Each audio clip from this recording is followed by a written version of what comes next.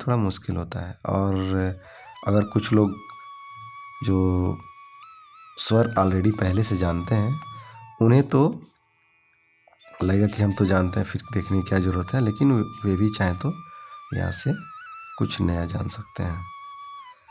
इसमें कुछ नया बात नहीं है तो पुरानी ही बात, लेकिन हो सकता है कि वो कुछ नया लगे, जैसे बनावट के तरीके और कुछ इसमें शुद्धता। कुछ ऐसे भी होते हैं स्वर जिन्हें हम लिखते तो हैं, लेकिन क्या हम शुद्ध लिखते हैं ये हमें पता नहीं होता है। तो आइए देखते हैं कैसे लिखते हैं स्वर। आ छोटी बड़ी, इसके बाद हम लोग लिखेंगे छोटा ऊ। तो छोटा ऊ कुछ इस तरीके से लिखते हैं। बड़ा ऊ है तो बड़ा ऊ इस तरीके से लिखेंगे। इसके बाद है री। री को देखिए, री हम इस तरीके से लिखते हैं। ज़्यादातर लोग री इस तरह से नहीं बनाते हैं। वे कैसे बनाते हैं, उनका बनाने का जो तरीका होता है ज़्यादातर लोग का ऐसे करके ऐसे नचा देते हैं, जबकि यह शुद्ध तरीका नहीं होता है। या फिर कुछ ऐसे लोग करके ऐसे कर देते हैं, मतलब वो शुद्धता मतलब इसमें आता नहीं है। तो कई तरीके से लोग बनाते हैं, लेकिन ठीक वैसे नहीं बनाते हैं जैसे ये किताबों में छपा हुआ है, जैसे ये शुद्ध अक्षर होता है। तो इस तरीके से री बनाते हैं। इसके बाद से आगे री के बाद है ए। स्वर में ज़्यादातर लोग यहीं आकर गड़बड़ी करते हैं, री के पास ही। बाकी सब अक्षर सभी सही बनाते हैं ज़्यादातर। मुझे जहाँ तक पता है मैंने री में ही ज़्यादातर लोगों को गड़बड़ी करते हुए देखा है। हाँ, कुछ और भी जगह होता है जैसे ए और ए, तो यहाँ भी कुछ लोग आकर के कहीं कहीं देखा जाता है अक्सर कि कुछ लोग इस पर एक और इस पर दो मात्राएं देते हैं, जबकि इस पर तो एक भी नहीं, इस पर दो होता है। हाँ, मात्रा में जब हम मात्रा बनाते हैं तो वहाँ पर तो एक पर एक मात्रा और फिर दूसरे पर दो मात्रा होता है। ये एक ही मात्रा हो जाती है, ये एक ही मात्रा। लेकिन जब हम लिखेंगे अक्षर तो ये ऐसे ही होता है। यहाँ पर थोड़ा सा ध्यान देना होता है, नहीं तो ये कन्फ्यूजन होता है। आगे फिर देखिए, ए के बाद से हम ओ लिखते हैं तो ओ कुछ इस तरह से बनता है। फिर औ अगर लिखना है तो औ हम ऐसे लिखते हैं। फिर इसके बाद है अंग। तो अंग कैसे लिखेंगे, अंग इस तरीके से लिखते हैं।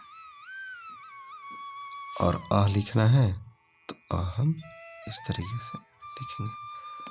तो ये शुद्ध अक्षर हम ऐसे बनाते हैं। तो ये स्वर हो गया। स्वर में अंग और अ है, इसको अयोग वाह बोला जाता है। तो ज़्यादातर लोग स्वर को तो 13 ही मानते हैं, लेकिन 13 नहीं होते हैं। स्वर 11 ही होते हैं मूल रूप से, लेकिन साथ में लिखने की सुविधा के लिए इसको अंग और अ भी साथ में लिखा जाता है। तो आइए देखते हैं, ये तो स्वर हो गया। अब इसके बाद से स्वर में इनकी मात्राएं भी होती हैं। तो जो अ होता है, अ की मात्रा नहीं होती। अ अपने आप में खुद एक मात्रा होता है। आ के बारे में जानते हैं, तो आ की मात्रा ऐसे होती है। ये आ की मात्रा हो गई। आ अगर हम लोग लिखेंगे तो ये हम लोग पहले अ ही लिख लेते हैं। अ की मात्रा कोई नहीं होती, अ खुद एक मात्रा होती है, ऐसे लिख लिए। आ है तो आ की मात्रा ऐसे होती है। ये आ की मात्रा हो गई।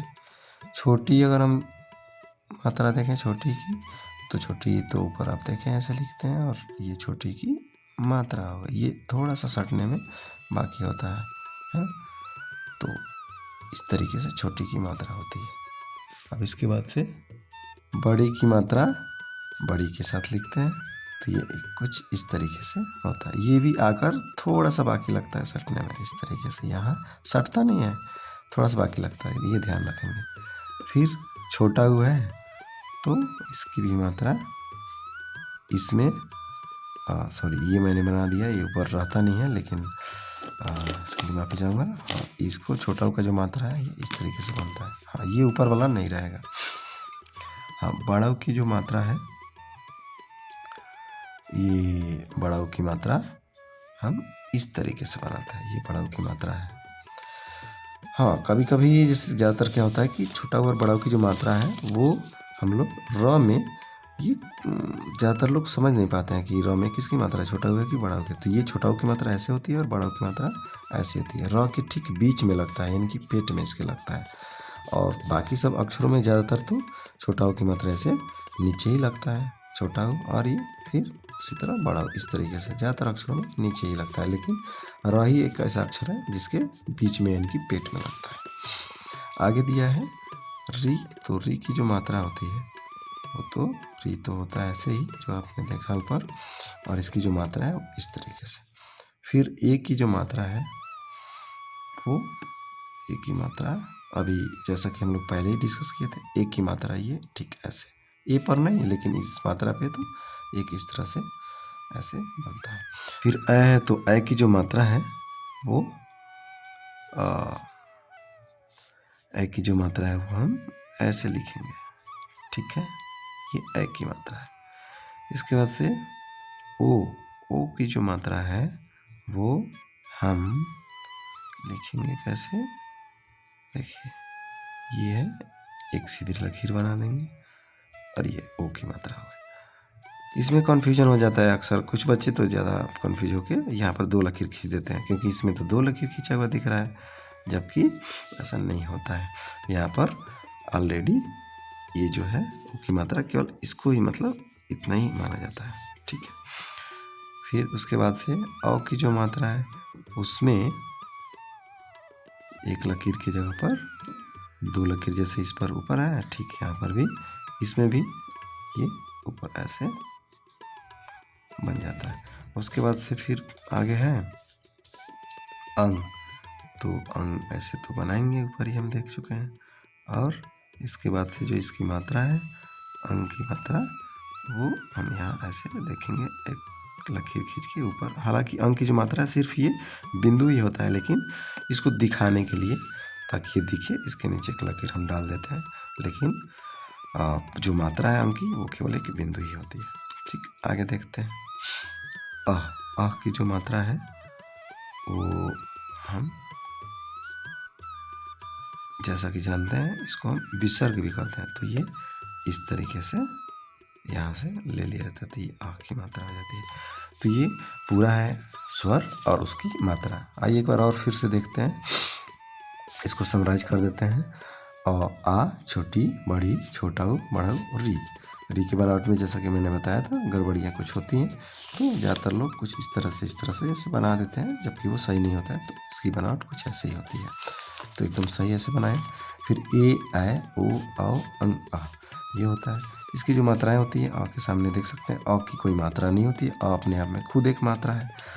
तो आ की मात्रा ये है, छोटी की मात्रा ये, बड़ी की मात्रा ये छोटा ऊ की मात्रा, ये बड़ा ऊ की मात्रा, ये री की मात्रा। हाँ, छोटा ऊ की मात्रा में जैसा कि आपको मैंने बताया केवल यही होता है, ध्यान रखेंगे कि छोटा ऊ की मात्रा में हम ये ना जान लें कि ये ऊपर होता है, ऐसा नहीं होता है। ये बड़ा ऊ की मात्रा, ये री की मात्रा, ये ए की मात्रा, ये ओ और उसकी ओ की मात्रा, फिर और ये औ की मात्रा, ये अंग और उसकी अंग की मात्रा, और ये आ की मात्रा। तो इस तरह से हम देखते हैं कि कंप्लीट होता है ये स्वर और स्वर की मात्रा। तो उम्मीद है दोस्तों वीडियो पसंद आया होगा। अगर कुछ और भी इसमें आगे पूछना है या समझना है तो पूछ सकते हैं, या कुछ सुझाव देना है तो सुझाव भी दे सकते हैं। वीडियो को देखने के लिए धन्यवाद। थैंक्स।